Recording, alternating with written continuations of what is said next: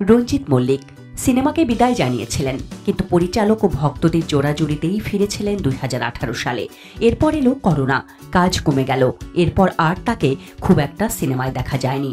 টালিগঞ্জের golf club রোডের loan ঘেরা বাড়িতেই কাটে দিনের বেশিরভাগ সময়। দেশ বিদেশের বিভিন্ন জায়গায় ঘুরে বেড়ানোই রঞ্জিত মল্লিকের এখন নেশা হয়ে দাঁড়িয়েছে। ইউরোপ, কেনিয়া, তুরস্ক, আমেরিকা ঘুরে বেড়াচ্ছেন। কিন্তু ইন্ডাস্ট্রিকে মিস করেন না। বললেন, কাজকে খুব একটা মিস করি না। 42 বছর একটানা কাজ করেছি, এখন ক্লান্ত হয়ে পড়েছি। তার উপর দক্ষিণী ছবির রিমেকে ক্লান্ত হয়ে পড়েছিলাম।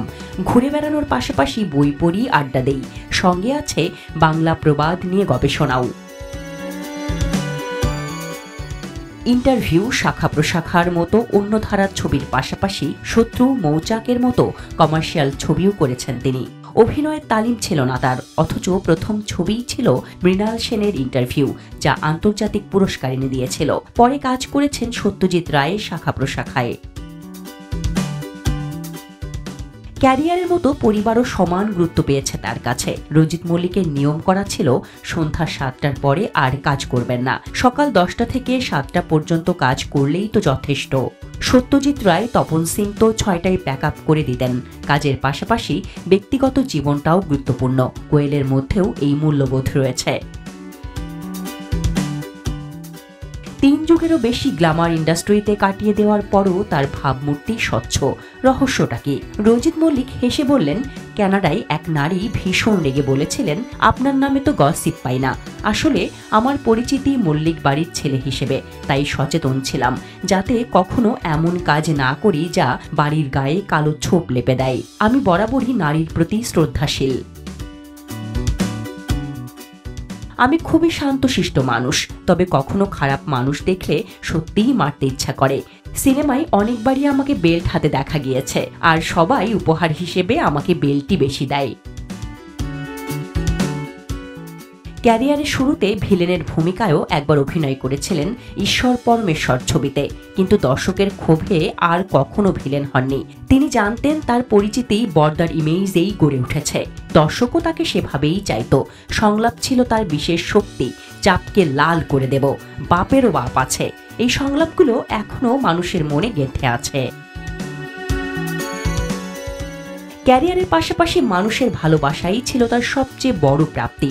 তিনি বলতেই ভালোবাসতেন, আমি জানি আমি খুব সাধারণ অভিনেতা, তবু মানুষ আমাকে যত ভালোবাসা দিয়েছে সেটা ঈশ্বরের দান।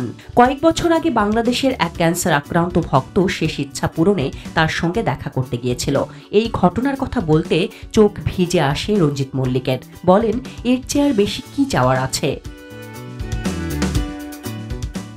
কোয়েল মল্লিক বাবাকে মনে করেন জীবনের সবচেয়ে বড় শিক্ষক। জীবনের নীতিবোধ, প্রিন্সিপাল আর মূল্যবোধের পাঠ তিনি শিখিয়েছেন। সিনেমায় প্রথম পা রাখার সময় রঞ্জিত মল্লিক মেয়েকে বারবার বোঝাতেন, কাজের জায়গাটা খুব সিরিয়াস, শতভাগ দিতে হবে। প্রডিউসারের অনেক বিনিয়োগ থাকে, পরিচালক ক্যাপ্টেন। মেয়ের সিনেমার প্রথম দিনই পরিচালককে বলেছিলেন, যদি মনে হয় কোয়েল পারছে না, নির্দ্বিধায় তাকে বাদ দিয়ে নতুন কাউকে নেবেন। এতটা সৎ ও নিরপেক্ষ ছিলেন তিনি।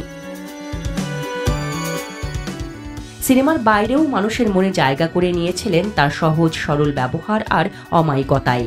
অথচ দর্শকরা তাকে মনে রাখেন দৃঢ় চরিত্রে, কখনো হাতে বেল্ট নিয়ে অন্যায়ের শাস্তি দিতে। এমনকি সোশ্যাল মিডিয়ায়ও তার এই ইমেজকে ঘিরে এখনো নানা রসিকতা ছড়ায়। রঞ্জিত মল্লিক সেপ্টেম্বরের 28 তারিখ 81 বছরে পা দিতে চলেছেন।